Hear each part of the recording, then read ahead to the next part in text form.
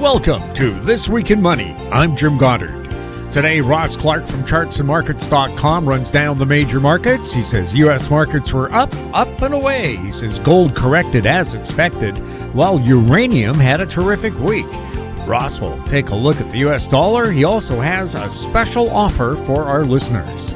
The creator of Armstrong Economics, Martin Armstrong, checks in from Florida to comment on the Canadian election, the possibility of Alberta splitting from Canada, gold, the U.S. dollar, and the likelihood of a recession.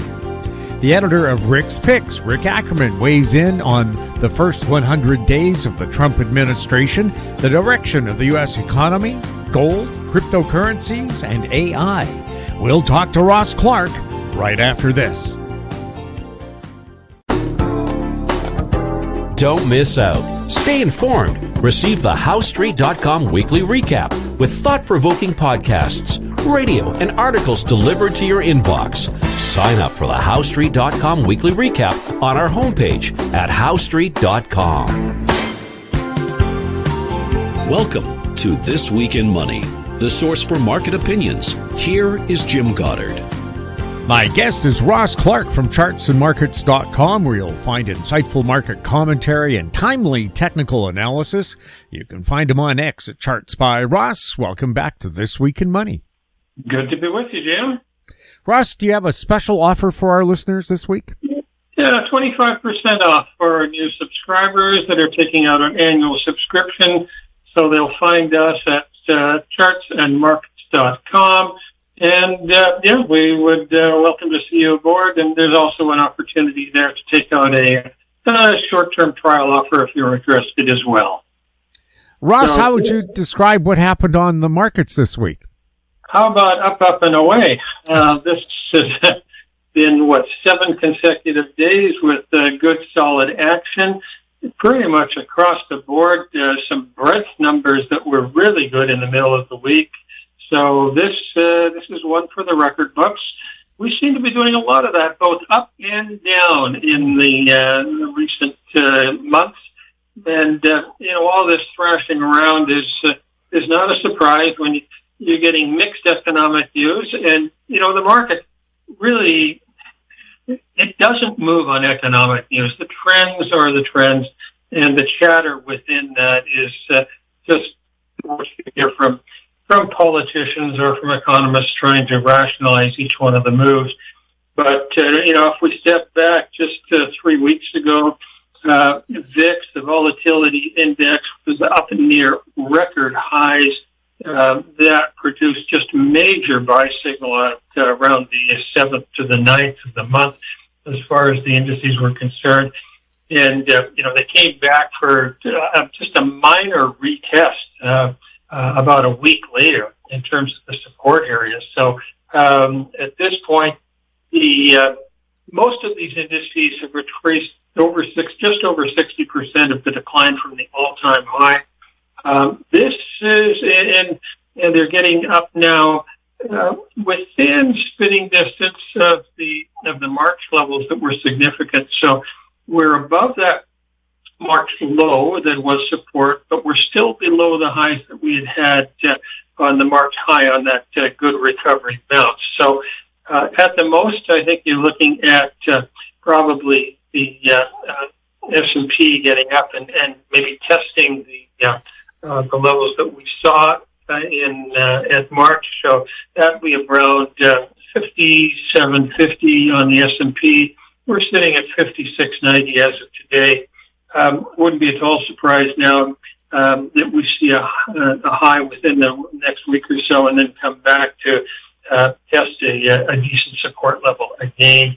The sequential counts that we would look at, there were some good buys at the major low there in April, and we could have a minor sell signal next week if we continue up, if we stay buoyant for the next 2 days here. What's going on with gold? Well, gold is correcting as we hoped it would. We had for the last 16, 18 months, we've had a target of 1336. That was measured out of the base, about a 4-year base, and the optimum level was going to be a Fibonacci measurement to the upside. The market overshot that, but only by 3 days. And, we're back at 32.40 as of now. This top that we've seen in gold was part and parcel with the oversold level we saw in the U.S. dollar index. And that was a rare type of signal on the dollar index. And with that, if we look back historically, all the way back to the 1970s, when the dollar gets as oversold as it was in the last 10 days, and it makes a reversal, then gold has, when it's been in an uptrend like we've had, that's when you see good, solid corrections. So the first move would be expected to get down to the 50-day moving average. And then the second move, the highest probability here is that within the coming months, we get down and test the 200-day average before the next significant move on the upside. And it won't be until we've put in the good corrective low that we can come up with new measurements on the upside.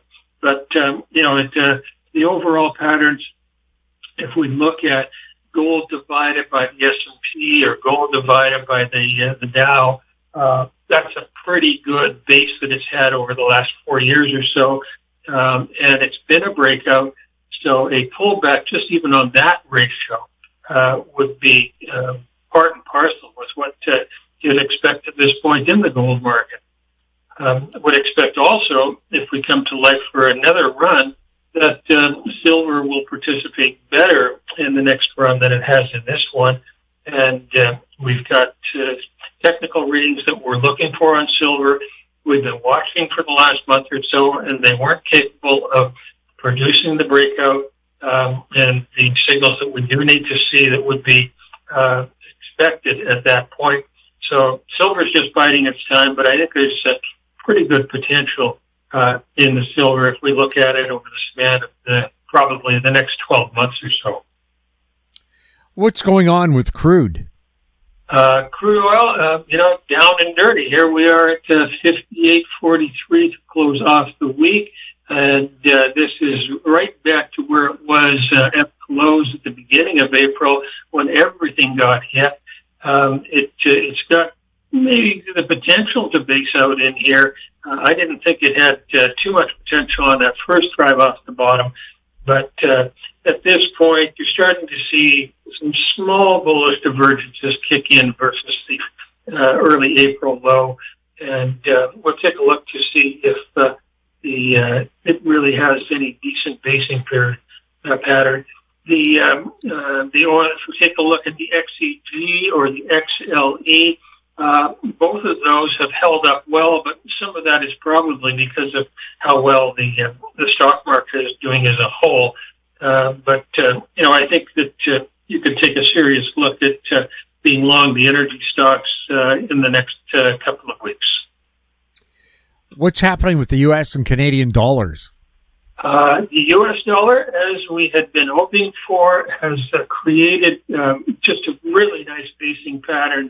The oversold reading got down to what we call an extreme exhaustion point, and that was when we were around 98 to 99 on the index. It has now created a small head and shoulders pattern under 100 on the index, and looks as though it's got the potential to rally back decently from this support area. If we take a look at these type of oversold levels that we've seen in the past, most of them have decent recoveries. Some of them just thrash around for a month or two without any big upside. But at this point, the stability here in the U.S. dollar looks as though it could, at least the stability could last for a while, if not put a little bit on the upside. The Canadian dollar ended up the week pretty well. We're 72.33, pretty much the middle of a 2-week trading range. The commitment of traders numbers a week ago showed that the speculators were very long, the commercials were short, and so I think that if the dollar was to take out support around 72 right now, that it would give back at least a cent to something under 71 cents. And Ross, a glowing report on uranium? We looked at them a week or 2 weeks ago, and the stocks were down and starting to produce some capitulation type signals. Late in March, we got a poor bounce, but then went into a major capitulation low. This then was on both our daily and weekly charts. That was around April the 4th, and they've turned on a dime. Most of these are up somewhere between 25 and 40%. They are back to their 50-day moving averages, and this is a realistic spot to have a bit of a breather. They're also back to the lows that we had seen in September. So there's some overhead resistance starting in here. It's been a good play, and I think if anybody's on board, you might want to take a little bit of profit here.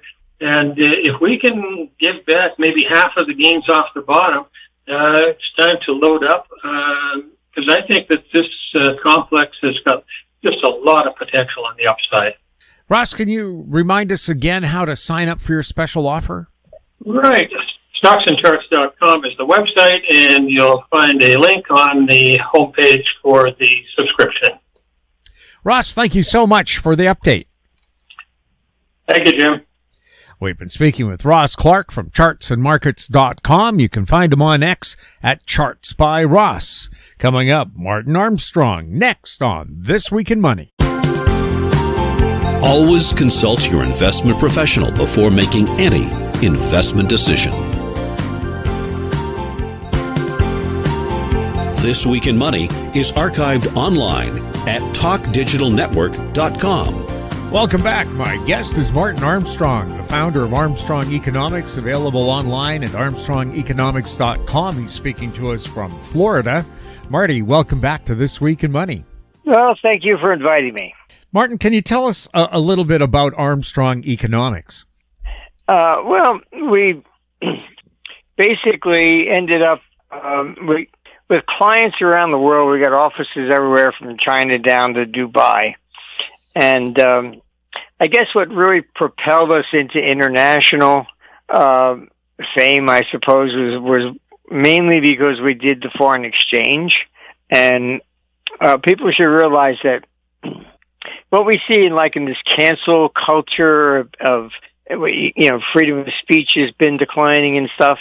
I mean, that was actually present in Europe, but it started in the financial industry. Because back in 1985, when we were opening an office in Geneva, I had spoken to, I knew there was anti-Americanism, so I went to lunch with one of our clients who was one of the heads of the top 3 banks in Switzerland. And I had a bunch of European names. And I said, which one do you think we should use? And he said, name a European analyst. I couldn't. And I was embarrassed. But he then explained that Europe, after World War II, the politicians used the currency as a political issue. Like, see, the Deutschmark's up against the dollar by 20% to prove I did a good job. So you never had an analyst over there who would dare be allowed to even say the Deutschmark could go down. That would become a political statement. So that's why we ended up everywhere. So, and because currency ended up being important, globally to governments. So we ended up every place that way. Gold spiked to $3,500 an ounce U.S. and has since been pulling back. What does Socrates see ahead for gold, and what exactly is Socrates? Socrates is it's really the first artificial intelligence system. I designed it back actually in the 1970s, and the idea was that it would be like because I was an international hedge fund manager, and when you're in that position, you have to look at all the countries, which one's better, what do you do with this one, and so I really just created a computer system and taught it what I would look at as an international hedge fund manager. And so it looks at absolutely everything. We put, every country in there, individual stocks, climate is in there, wars, you name it. We anything we could put in, any database we found, we stuck in. And it's been very fascinating in the sense that it has been able to pick out the trends and things of this nature. And the way capital moves is like we were in Geneva back in the 80s, and that's where everybody was dealing with all the OPEC money. Then late 80s, everybody was interested in Japan, and Japan peaks in 1989. That becomes a bubble. And then capital goes, well, what's next? Southeast Asia runs down to there. That all peaks out by 94, becomes the Asian currency crisis in 97. What's next? The euro's coming, 98, so it runs over there. So you see these trends. And everybody hops on the hot thing. Like we see in equities, it also happens domestically. So like everybody was on, the dot-com bubble for 2000. Now then they got onto the AI bubble. So capital just seems to move on what's fashionable, and it moves domestically and internationally. So that's what Socrates is checking, and it's watching this all the time, and that's why it's been so remarkable in its forecasts. That it's been very, very interesting that way. It's done politics, and it isn't so, unusual that, typically if you change the economy one way or another,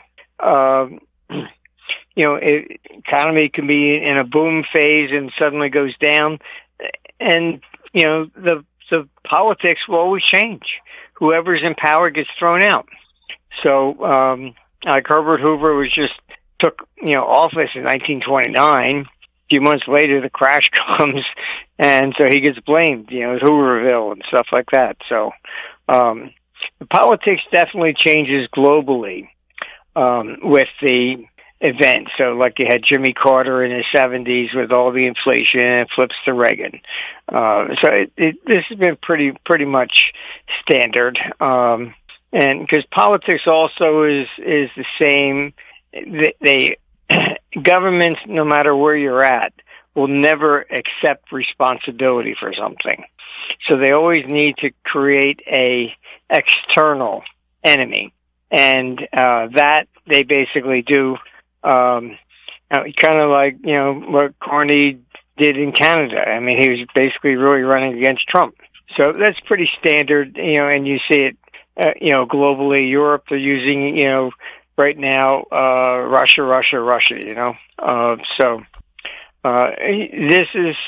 Human nature has never changed for thousands of years, really.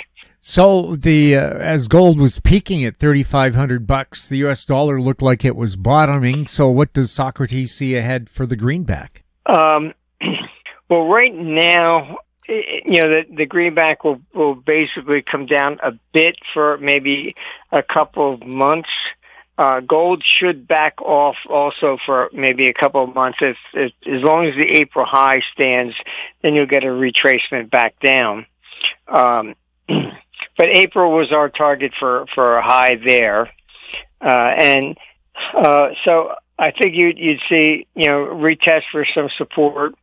The main reason gold has gone up, has nothing to do with inflation. I mean, that's been the sales pitch that bullion dealers have used for decades. But if you look at it, gold peaked at $875 in 1980, and it dropped for 19 years. And national debt went up, inflation went up, and gold did not. Gold rises with geopolitical concerns. Even if you go back to 1980, it went from 100 to 400 between 76 to December 79. It went from 400 to 875 in the last 6 weeks, and that's when Russia invaded Afghanistan. So you've seen this rise here in gold, which has been mainly due to the fact that you're looking at concerns about war with Russia in Europe, and over in Asia, you have India and Pakistan about ready to start shooting at each other. Then you even have Britain admit that this is a proxy war with their proxy war against Russia, and so you have to understand what's going on here, and this is pretty much it. I mean, the other side is likely to create the West has been attacking Russia consistently with Ukraine. They really don't care about any Ukrainian. They could care less if any still survive when they're done. And the other side can do the same thing, engage using North Korea as their proxy to start attacking the West. But this has been going on for a long time. Despite the fact that communism failed, it's still Russia, Russia, Russia.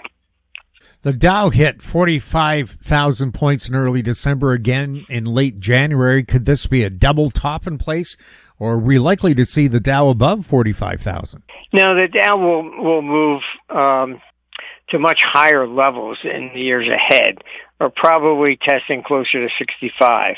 But again, what will cause it is most likely you're looking still at war in Europe, full boat against Russia. And as that happens, then what you're going to see is the capital still coming to North America. As I've said before, U.S. was virtually bankrupt in 1896. That's when J.P. Morgan effectively lent $100 million in gold to bail out the U.S. Treasury at that point. But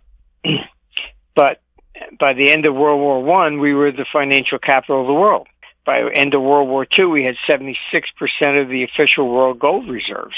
So, look, when you have tanks running down the street blowing up banks, you're not going to leave your money there. So that's really what happens. So we go into war with Russia. Europe does. I'm hoping we stay the hell out of it. But then the capital comes here. It's got no choice but to do so. And so then you'll see the greenback going up. Where does the capital go? Usually when you're in war, the capital moves more towards the private sector rather than the public sector.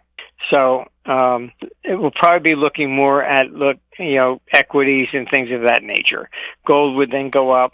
Tangible items basically rise at that point in time. That's where people will tend to put their money as a safe haven. The price of crude is off significantly since the beginning of the year. Is OPEC up against competition from President Trump in the U.S.? Well, yes.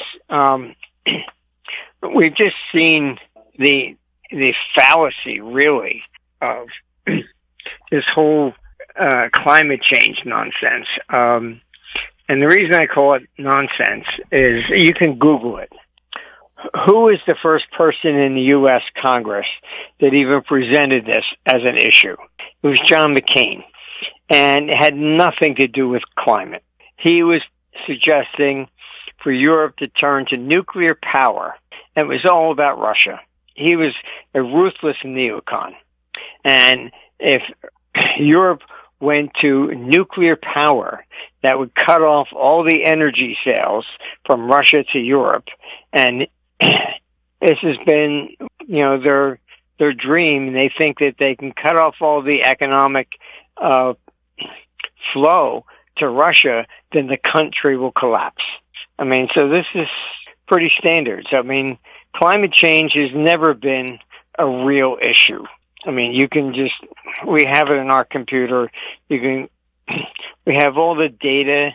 You can even look up we publish charts on temperatures, which have been recorded consistently since the mid-1800s in New York City. And you don't see a upward trend. It's a declining trend.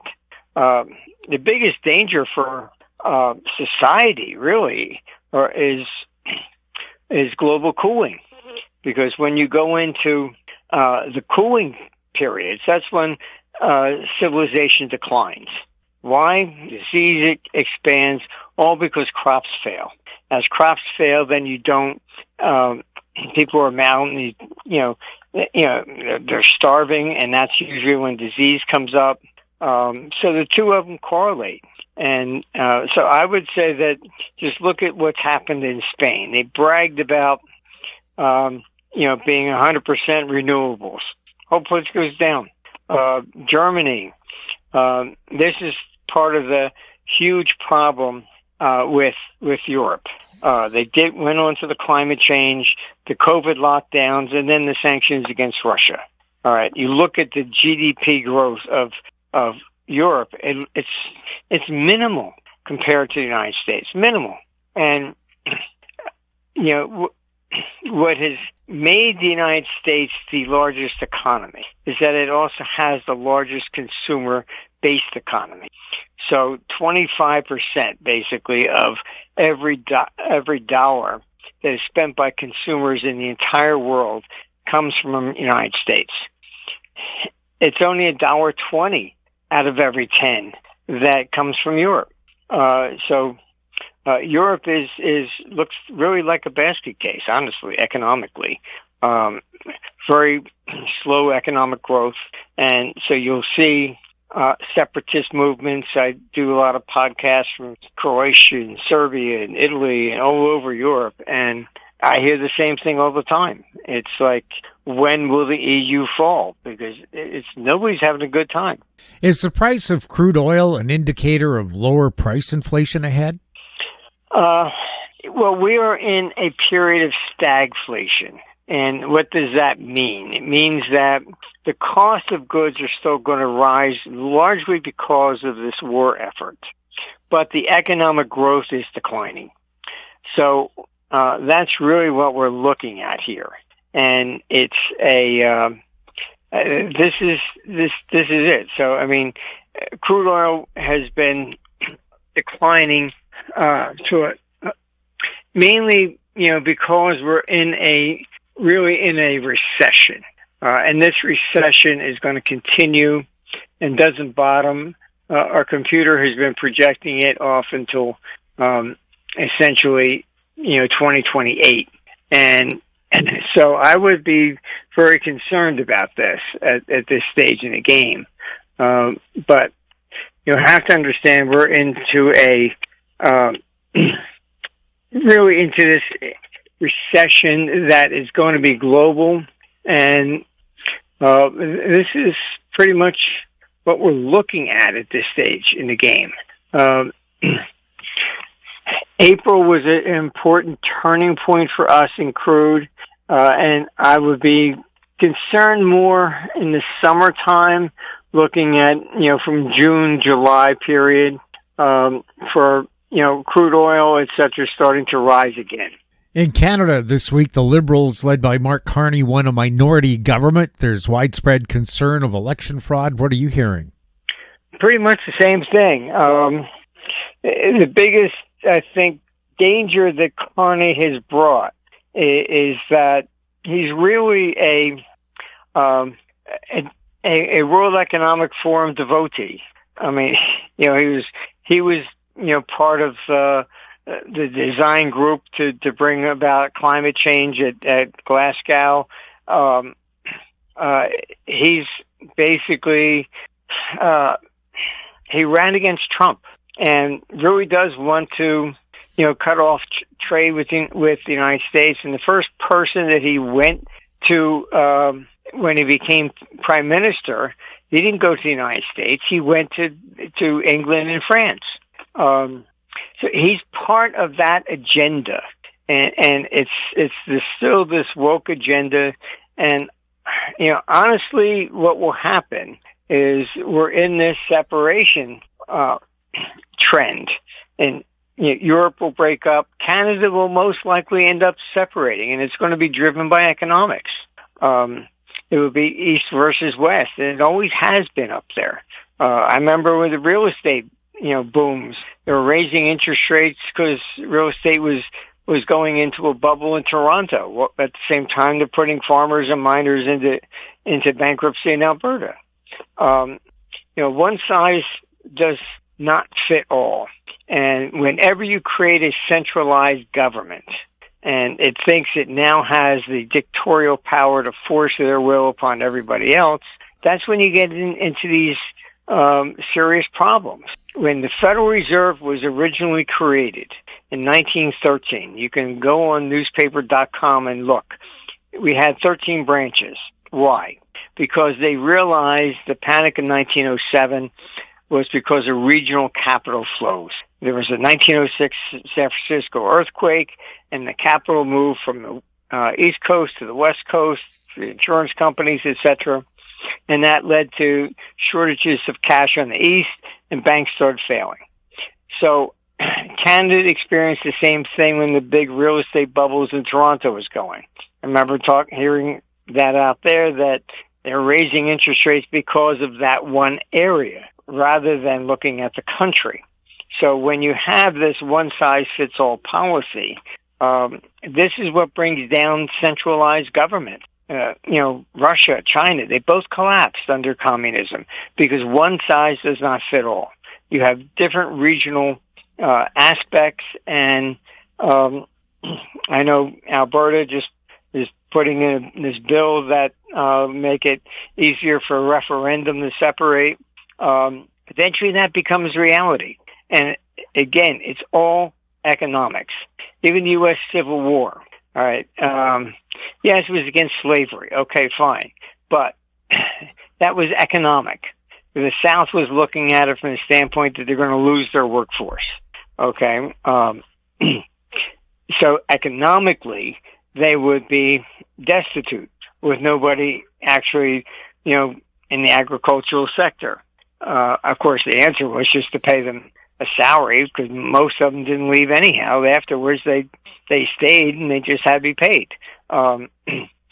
So all of these separatist movements tend to be, if you just pick up the rug and look closely, you'll see it's economics that really drives it. With Mark Carney as Prime Minister, is Canada likely to see a draconian push towards Agenda 2030? Yes.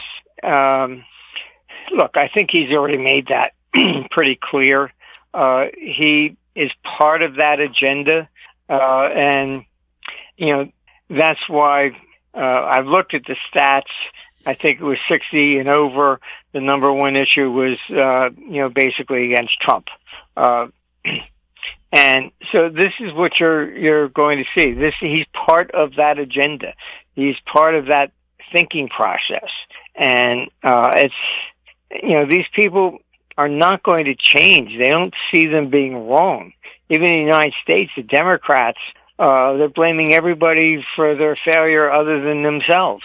That's why some people in the Democratic Party, like Carville, etc., who was a big advisor to Clinton, even he's come out and said, the progressives, they should leave and create their own party. But our computer, I stood up at our November conference, said, look, the computer says the Democratic Party, not only would it lose, but it will split as well. We began with the Federalist Party against, basically, it was, Jefferson's party. It was called the Democratic Republican Party. And the Federalists lost because of the same idea, where one government dictates to everybody. And you saw with the abortion thing. Somebody at Camilla's rally raised abortion and God. And her response was, you're at the wrong rally. In other words, she gets in, I don't care about your religion. If it offends you, tough shit. It's going to be my way. This is not the way government functions, and unfortunately, Carney is of that mindset that you see in Europe. And it has not produced, a good economic growth at all. You can look on our site. We've published the GDP growth right from the government statistics. And it's a small fraction of what you see in the United States because everything's regulated. Basically in Europe, if it moves, tax it, and if it dies, take whatever's left. Do you think election fraud is an art or a science?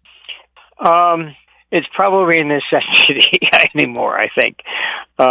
Unfortunately, this is the way it does go, and we're seeing this becoming very pervasive all over the place.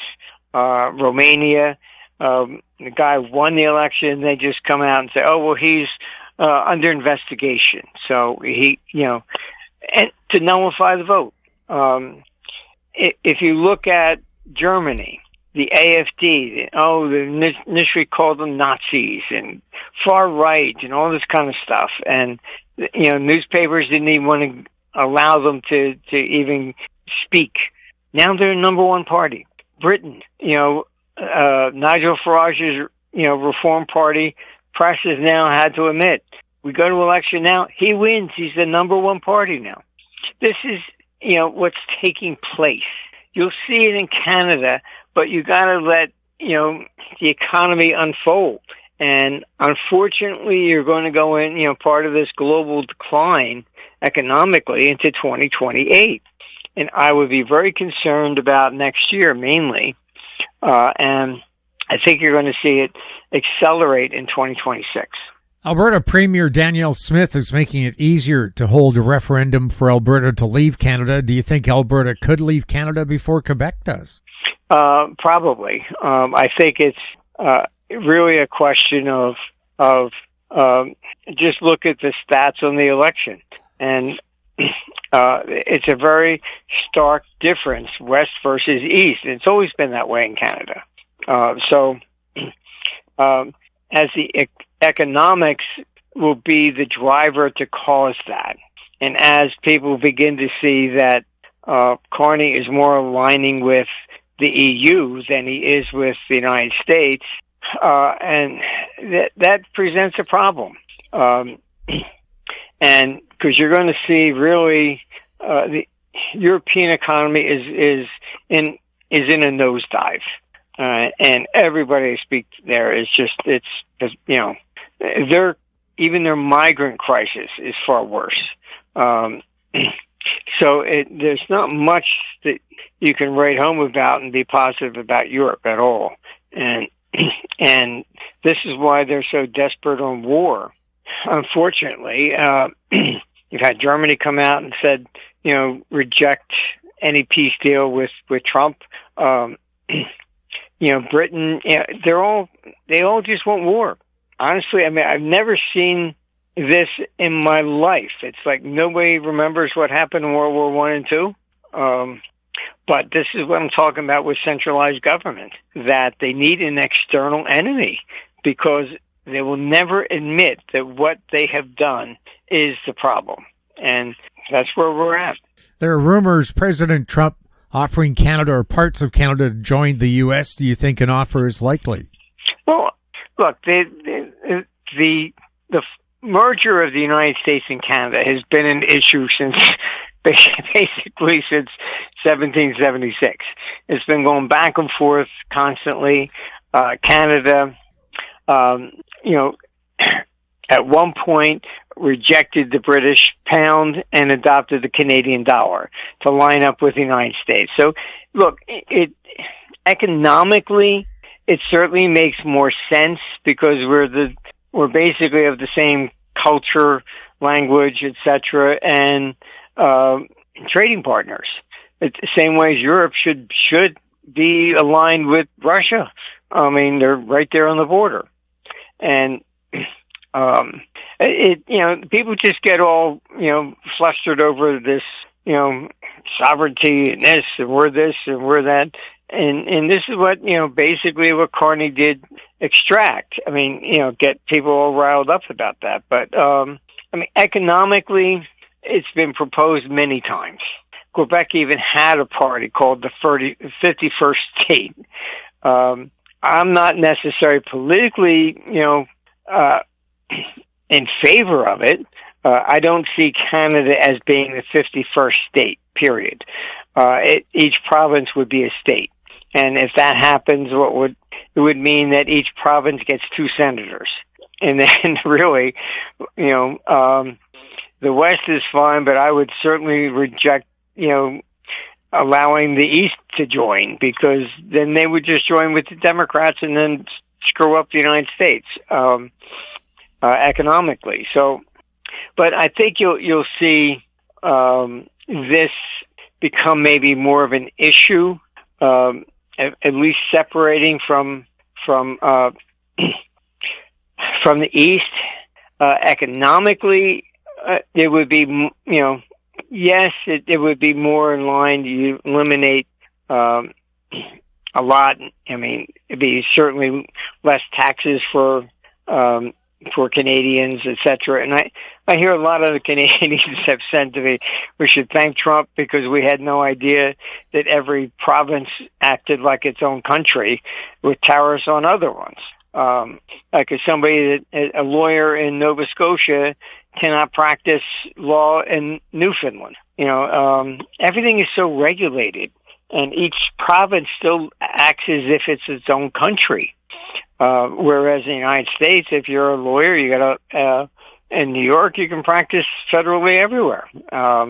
So these are the substantial differences. And in our Constitution, no state can possibly put tariffs on another state. It's illegal. Whereas in Canada, it's not. So there are benefits, and economically, politically, I certainly wouldn't want the East part of Canada to ever join. No, thank you. But look, this is the reality that we'll see. If it was under Trump, he probably would say, fine, let's get the pipeline going that Biden killed. Canada is resembling a political crime scene with fraudulent elections, influence from the World Economic Forum, the Communist Party of China, India. Prime Minister Trudeau appointed 90-plus senators out of 105 the past 10 years. If you were Canadian and President Trump offered you and your land to become part of the U.S., what would you say? Well, certainly for the western part of Canada, economically, yes, it would make sense. You get more freedom, lower taxes, and it would be much more difficult. I mean, you get the difference, what I am hearing internationally is that, for example, against parliamentary systems, which seem to be causing most of the real resentment, that you don't get to actually select who should run for president.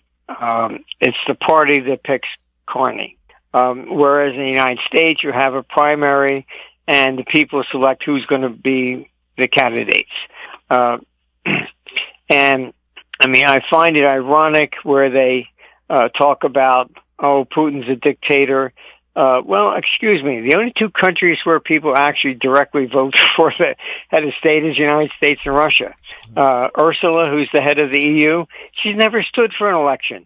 She's appointed by the heads of the other states. I mean, this is what a parliamentary system does.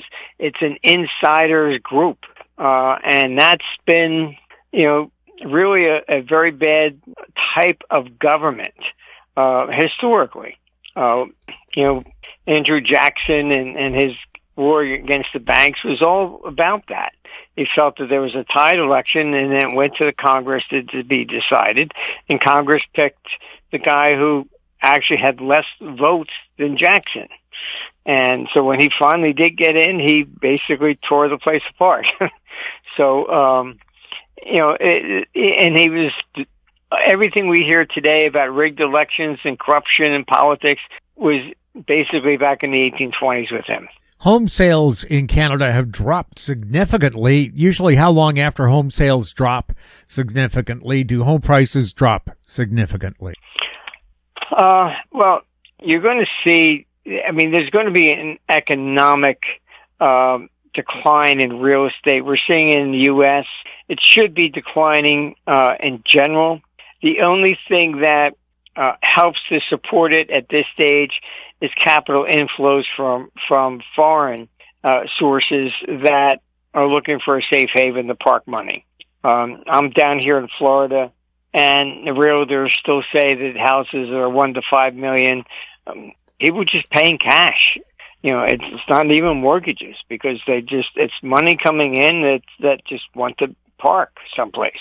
And we're seeing the same thing where real estate is declining in all the blue states, but still rising in the red states. So you have a internal migration away from New York, New Jersey, Chicago. And so many people have been moving out of California that the governor ends up putting on an exit tax. And this is what I mean about government. Instead of saying, why are they leaving? What are we doing wrong? It's like, well, let's punish the bastards for leaving, put an exit tax. Norway's done the same thing. Norway even went as crazy as that. Let's say the stock market's up 20%.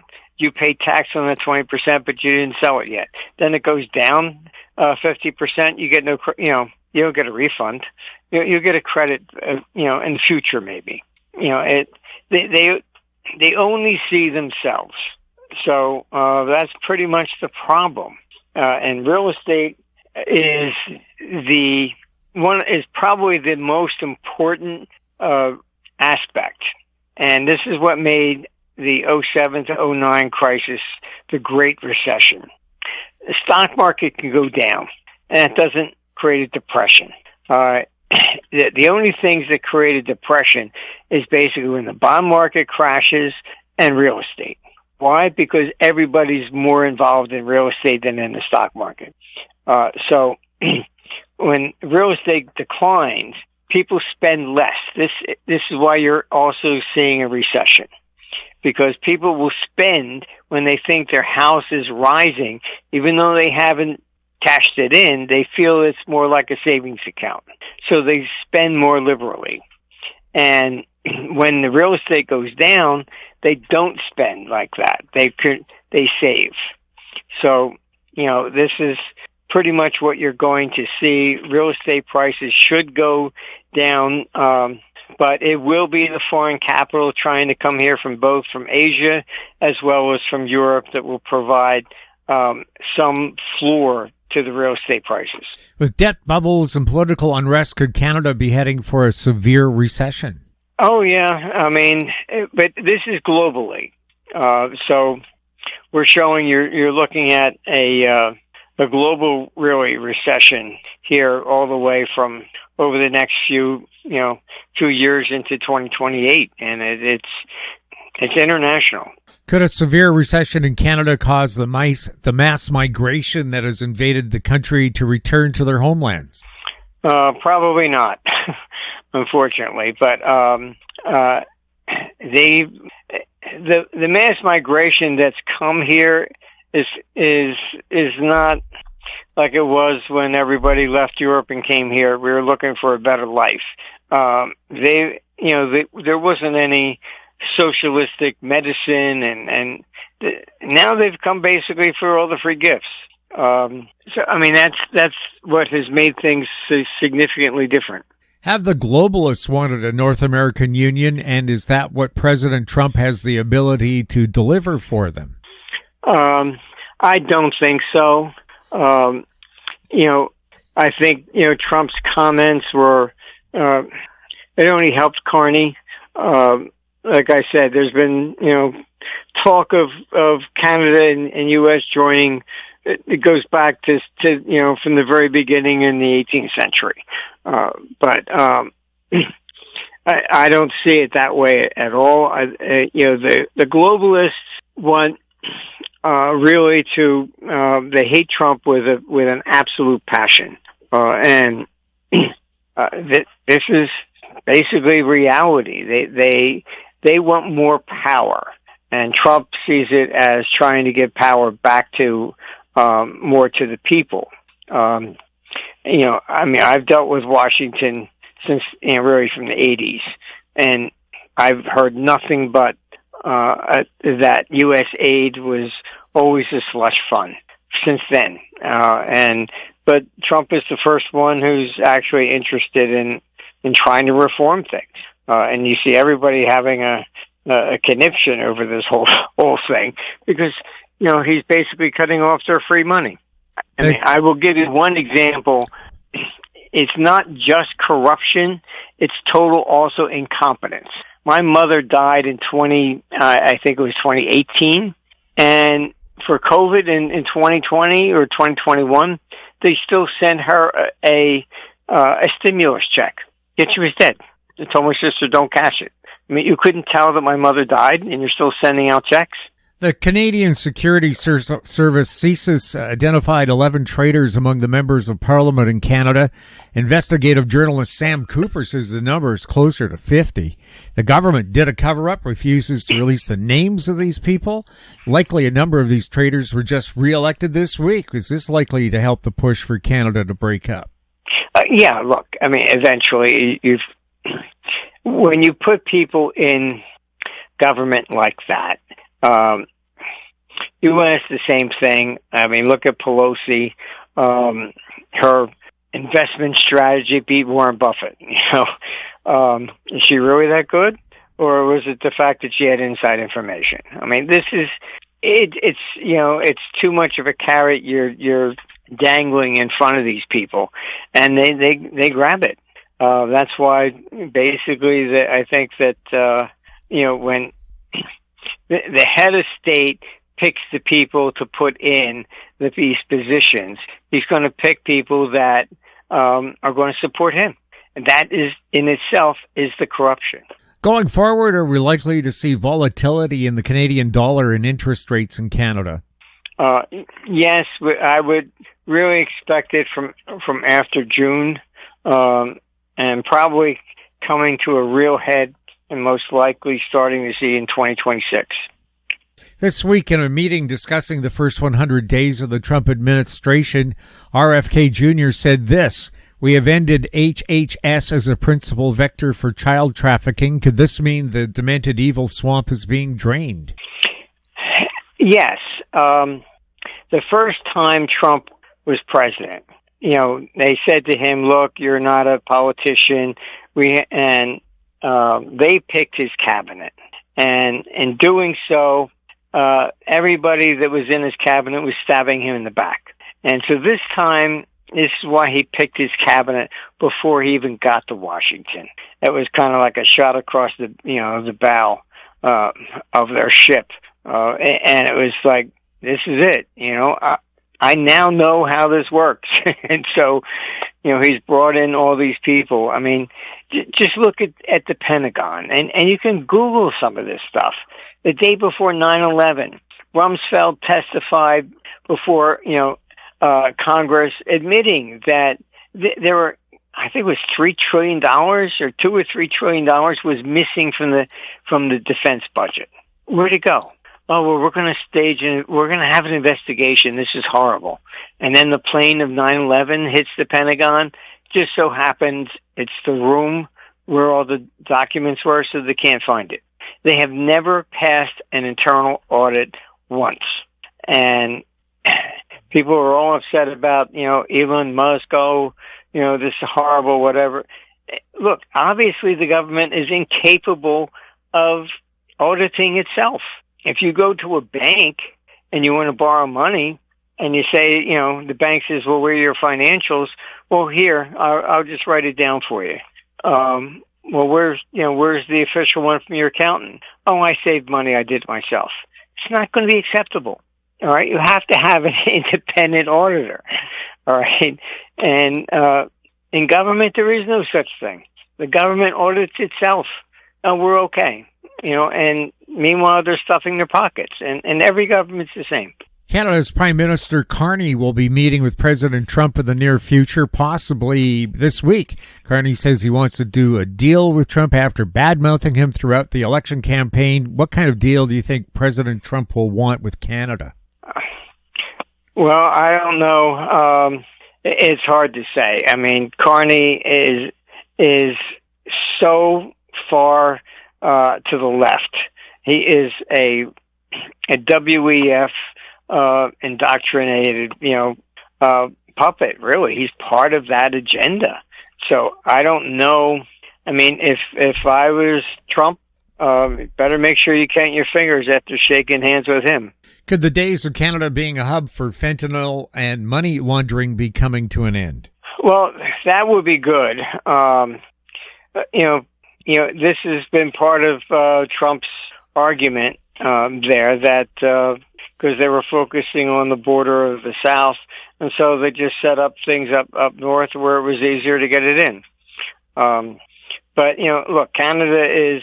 I've tried just sending some things up to friends up there, and like, oh, what's it worth? How much can we get out of it? The customs is outrageous. I mean, I had a friend he was from the Central Bank of Canada, and he had left his coat down at my place, and so I put it in a package and I sent it up, and it's his used coat, and they charge them tax to get it back. Is there anything in Canada you're bullish on? Not particularly right now, but it's not just Canada. I think the Canadian dollar will bounce a little bit, yes. Longer term, no. But look, we just have to get through this. This is going to be another great recession into 2028. Martin, where can people follow you? They can go to Armstrong.Economics.com. We keep it as an open source, so you don't have to put in emails or anything like that. You can just look at it. We don't even sell advertising. We try to keep it so that everybody can freely access, and we're not actually blocked anywhere in the world. We have people watching it in Russia as well as China, because everybody knows it's really done by artificial intelligence, and the computer's just not biased. Martin, thank you so much for being on This Week in Money.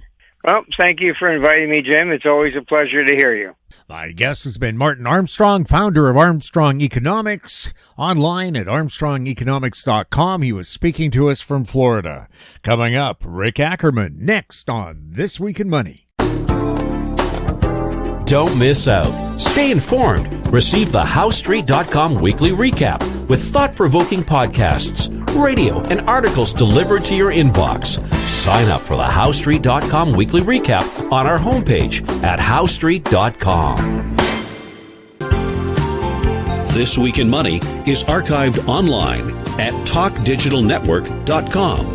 Welcome back. My guest is Rick Ackerman, editor of the newsletter Rick's Picks, his website rickackerman.com. He's speaking to us from South Florida. Welcome back to This Week in Money. It's great to be on. I appreciate the invitation. It's not coming to you from sunny Florida, by the way. It's kind of rainy and overcast today. The first 100 days of the Trump administration, your thoughts on it? Well, everybody's gotten to weigh in on that question, and I think pretty much anybody, experts across the political spectrum, would say that he's had mixed results. I'm all for Trump, and I think he's done brilliantly as far as draining the swamp. He's got the process going, and I guess we'll get to find out very soon, May and June, perhaps, whether it's all talk or whether we're going to start seeing arrests. And, of course, the gold standard would be to perp walk Hillary to prison. But I don't think we're going to get anything quite like that. But if we can nail a few others like Letitia in New York and Stacy down in Georgia, we'll all be pretty happy. But the tariff thing has gotten to be so chaotic, the on again, off again, that it really has taken a toll on the markets. And, every day there's a different news that takes you 180 degrees around. I guess the latest news of significance is that China is willing to talk.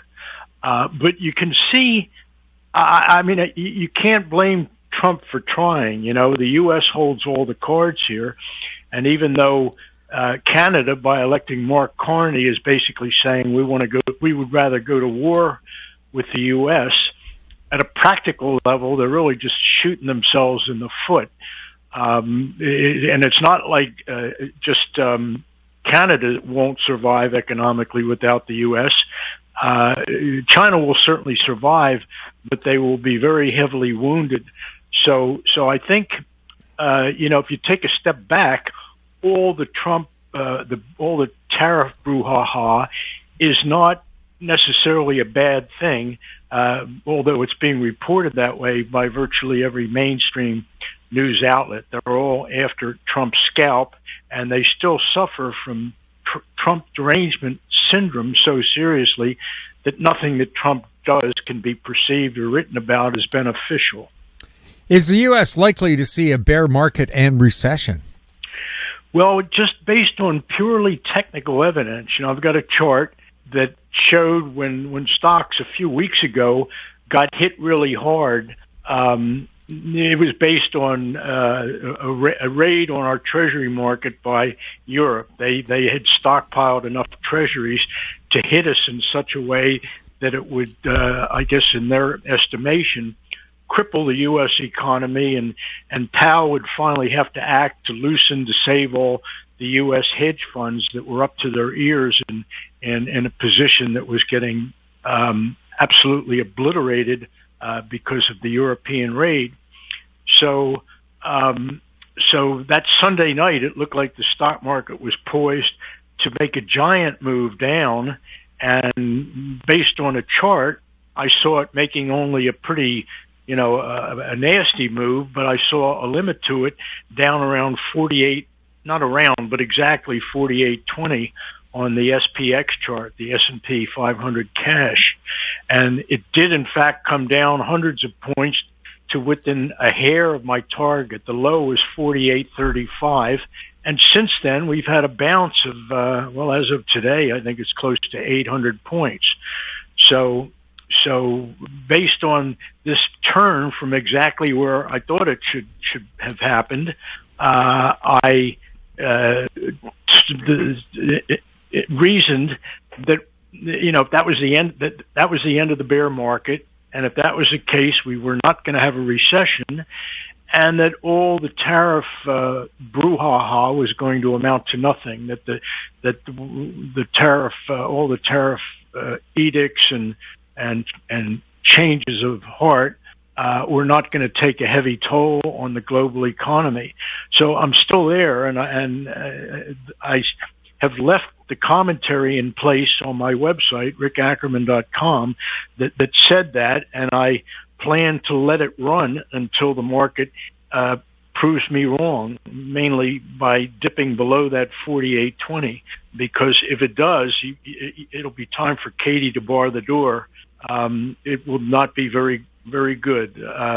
But I have to say that even though we've had this 700 or 800 point rally, if you measure it against the old high, we're still very much in bear rally territory. In other words, it wouldn't be unusual at all to have had this big rally and then it just sinks back into oblivion. So let's say the jury is still out.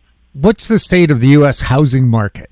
Well, it's kind of in a Wile E. Coyote position.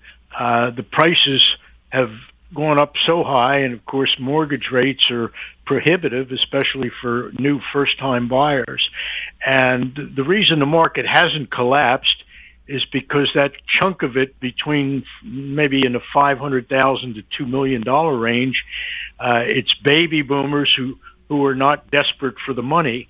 They will become desperate if we go into a bear market, and so a lot of those houses are going to get sold, but it raises the question of sold to whom, and the answer is nobody.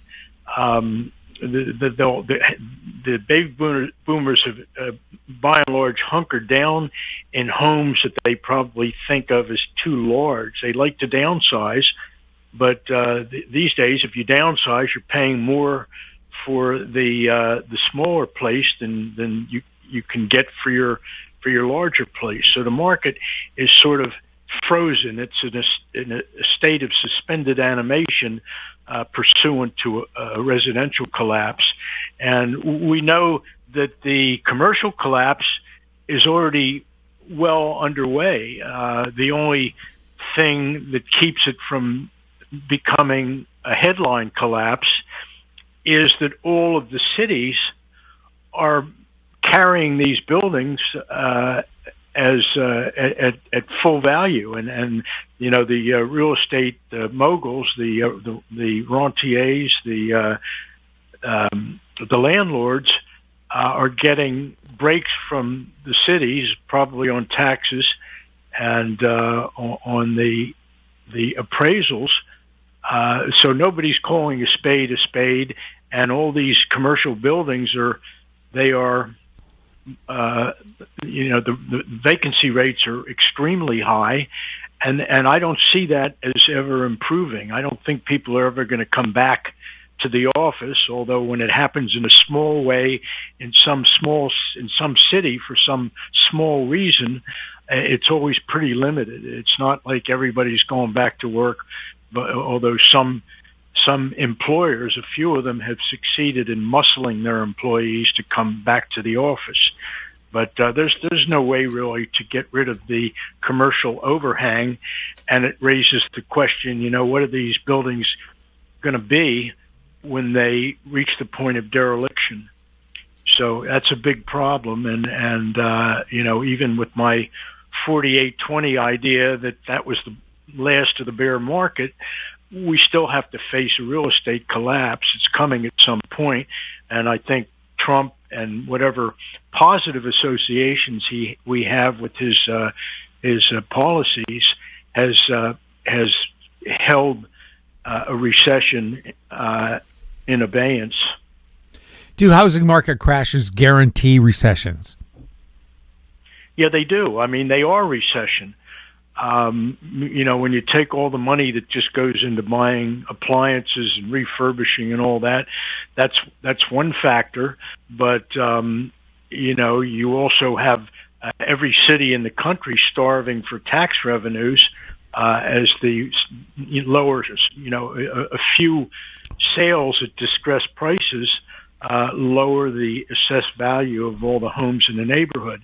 And that's kind of the way it will go. It has to go in a true housing collapse. If there are 5 people living in some 5 or 6 houses in some cul-de-sac in Palo Alto, and let's say they're all on the books at $2.5 to $3-4 million. Well, if one guy gets on the ropes and has to sell for 39 cents. Well, let's say realistically, distressed price of who knows, 800,000. Then all of the houses take the hit. That's the new value for homes in that cul-de-sac. So the prices are set at the margin, and that's why you only need a relative handful of homes to trade at distressed prices to trigger off a crash. There's significant volatility in copper. What's causing this, and what could it mean? Yeah, it's really weird. I saw a story the other day. It was basically a planted story with the hacks at some newspaper, and was talking about how we've got this rare situation where U.S. demand for copper industrial demand has been very high, but Chinese stocks of copper are about as low as they've ever been. So the two of them together, in theory, should be producing just a murderous rally in copper prices. But in reality, what's happened is that it's that story, and that's all it is a story planted by somebody who wants copper prices higher, like a producer. That story is being tugged and pulled at in ways that leave you with some doubt. But the counter idea is that we're about to go into such a hellacious global economic funk that it will take its toll on copper prices. So you have you've got copper has gone ape, but in both directions. We had a wild swing all the way up to $5.50 a pound, and then it came down to close to $4 a pound. Huge move for something that has industrial use all over the world. It's a big market. So copper has had these wild swings based on the two ostensible copper stories. So at this point, it's in about the middle of that wild range, trading as I speak at around $4.67 a pound. But it's still an open question as to which way it's going. If oil is any indication, I guess we're going to see copper eventually take the route south. Are gold and gold stocks still looking bullish? Yeah, I think so. I put out a target when gold was around 2,700 and something. I put out a target at 3533.90. This would have been basis the June COMEX contract, and lo and behold, some weeks ago, gold rocketed to a high up at. It didn't quite hit my target. It got to 33. 30. Let's see. Let me see if I can get the numbers right. It was 3,509 or 10. So it missed by point. It missed my target by 0.6%. But when you get that close, you think, well, yeah, we definitely have a major top. And so far, I can say we've certainly had a top with a pullback coming down to around 3,200 and some. It was about a $300 pullback, a little less than 10%. So that certainly leaves room for more correction. And gold has been somewhat erratic lately. It looks like the bears, they're mostly bulls really, but they function as bears when they're trying to bat down the price of gold to cover short positions and build their inventory.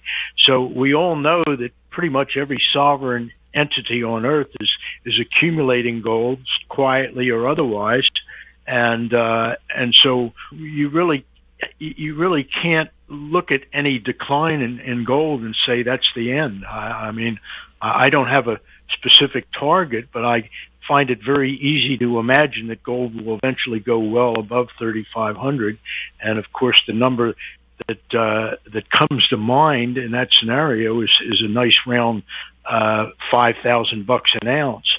So I just have a gut feeling it'll get there, but we're in a correction now that has to be treated with respect.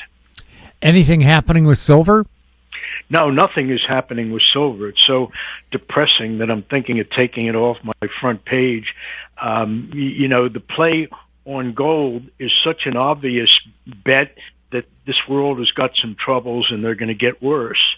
But silver has not benefited from that at all. Silver is kind of it's a go along with gold's moves, but only the real survivalists think of silver as a hedge against the worst possible scenario. There are people who hoard bags of junk silver, as I used to do, but silver has been really depressed, and the ratio is just a shade, I think, above 100 to 1.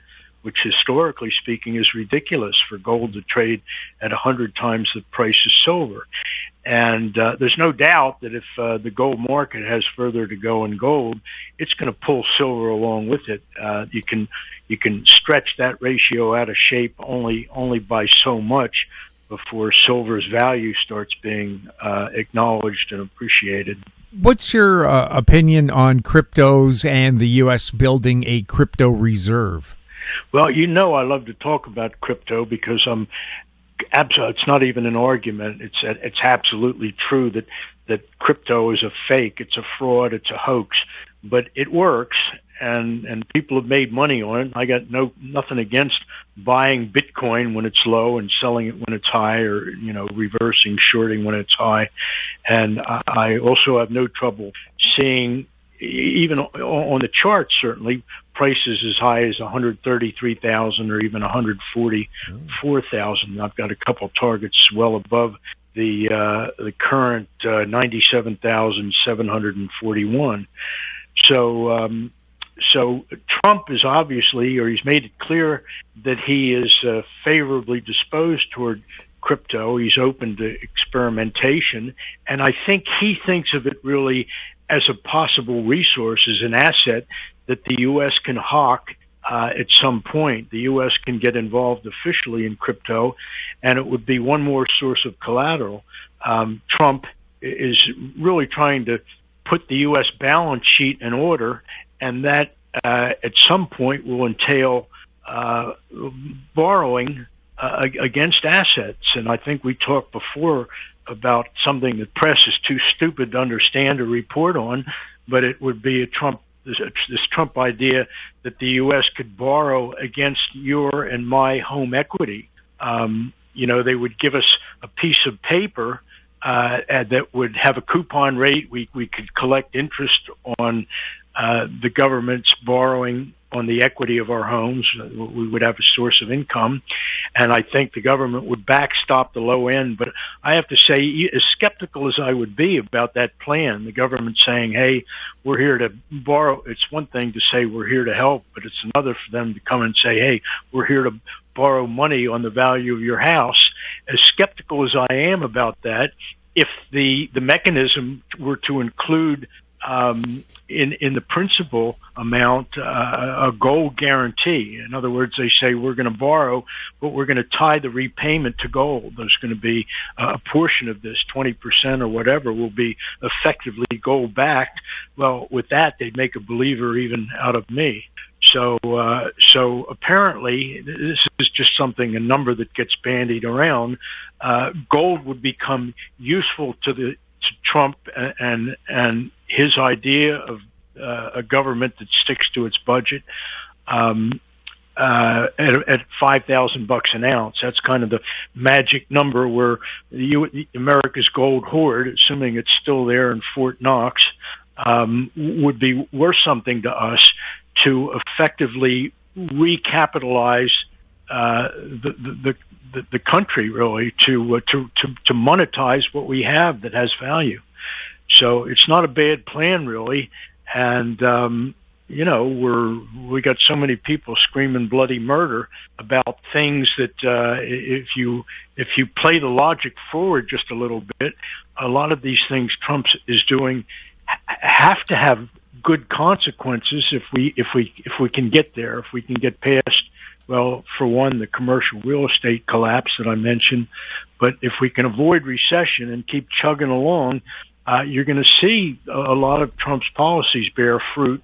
Some of the more immediate ones, of course, we're now selling platinum visas for $5 million, and Trump's turning some things that had no value into money makers. So, but that story is going to gather momentum when it starts coming from the industrial heartland, specifically from workers who were facing, who were in dead-end jobs, who all of a sudden are getting called back to work at factories that have been revived, initially in the auto and steel business. But that's already starting to happen, and there's no reason, even no matter how much you suffer from Trump derangement syndrome, there's no reason to insist that it won't work or that it can't work. What's going on in the crude oil market? Well, it's really in it's in a bad way. Prices are low. We're going to see prices at the pump below $3. That's happening in some places like Texas, where I visited recently. And who knows, even California gas could come down to, well, it's probably $3 a gallon of it is taxes. But oil is it's really in the doldrums. And ordinarily, it's the largest criminally rigged market in the world. It's almost like it exists just for the masters of the universe to do their little shenanigans to make money based on gratuitous moves of $20 to $25 a barrel. So it's coming down. This week, it has come down to a low of 56 and change. That's just a couple bucks above the really wicked low that was recorded back earlier in April. So looks like it wants to test that low. It's at 54.67 basis the June NYMEX contract. And if it slips below that, I think we'll be looking at, below $50 a barrel. So I think that's where we're going next, although I've gotten kind of used to crude getting down to some level where you think, geez, the gas prices at the pump are going to go below $3 and stay there, and that seems to be just when crude rallies. So we'll see. What's your take on what's happening with artificial intelligence right now? Well, I used to just hate it, all the hubris about artificial intelligence, because where they put it to work in a place where we all see it, namely in autocorrect, auto spell, auto text on our phones, our cell phones, it has an IQ of about 40, if that much. It places periods in the middle of sentences, and it doesn't know how to capitalize proper names, and it stinks. Anybody associated with it should be strung up by their thumbs. But more recently, I saw a guy. He was at a cafe and he was typing away, and it turns out he was a comedian. And I have to say that his AI, I guess it was ChatGPT, was writing some pretty interesting jokes, and you can see. And I've queried my own Microsoft's version, which is called Pilot, and I have to say I'm impressed with the thoughtful answers that it gives to what I would call relatively difficult questions, such as, what might you expect from gold in a full-blown depression? And I would say the answer it spits out is better than anything that someone like Paul Krugman or one of the resident idiots at the New York Times could fabricate. So it's coming along, and I think they just released Poe as the kind of visual graphic side of it. You can tell it to draw you a picture of, let's say, a mermaid typing a letter to the editor at the bottom of the sea, and just from having said that's what you want, it will concoct a visual that goes with what you want. It's all pretty bad. I mean, wherever I've seen AI attempt anything creative, it really sucks. But in the hands of Disney, which is never looking for creative, it's just a lot of bean counters trying to figure out the cheapest thing they can produce that will draw 10-year-olds to their television sets or their devices, or heaven forbid, movie theaters.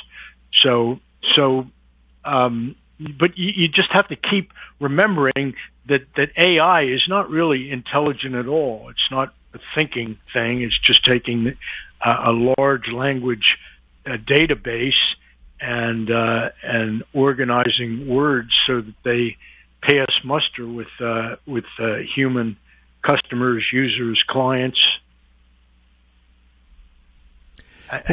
What are your thoughts on Treasury bonds and interest rates? Well, they say you got to buy the crap that nobody wants, and Treasuries have been out of favor for so long that they got to be a buy down here or somewhere near here. The move down in Treasuries has been horrific, and I think it's time to accumulate to give them a little bit of respect. But let me qualify that by saying let's balance it with gold. And what do you think is going to happen with interest rates? Well, interest rates will need to the corresponding move. If bonds are about to rally, then interest rates are going to come down. Rick, how can people subscribe to Rick's Picks? So easily you wouldn't believe it. If you just go to Ackerman.Trump, at the top of the page, click on free trial, and you'll be good to go. You don't have to leave a credit card number, and you'll get, I think it's a 2-week free trial that will get you all of the services, amenities that I offer. It'll get you into I think it's the best chat room in the world. I've got some great guys in there, and they're very generous in sharing real-time ideas. Some of them are banging out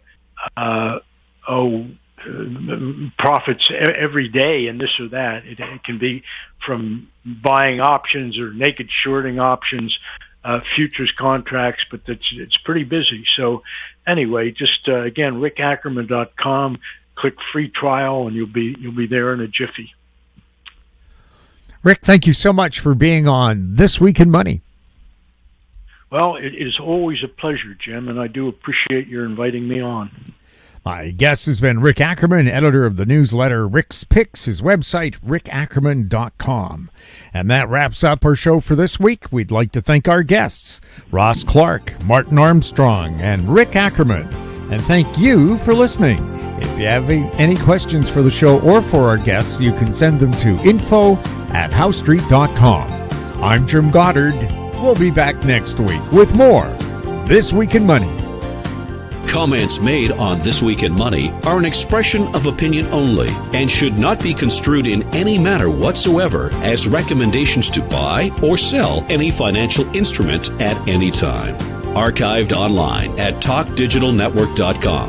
This Week in Money is a production of Howe Street Media Incorporated. Executive producer is Tom Allen.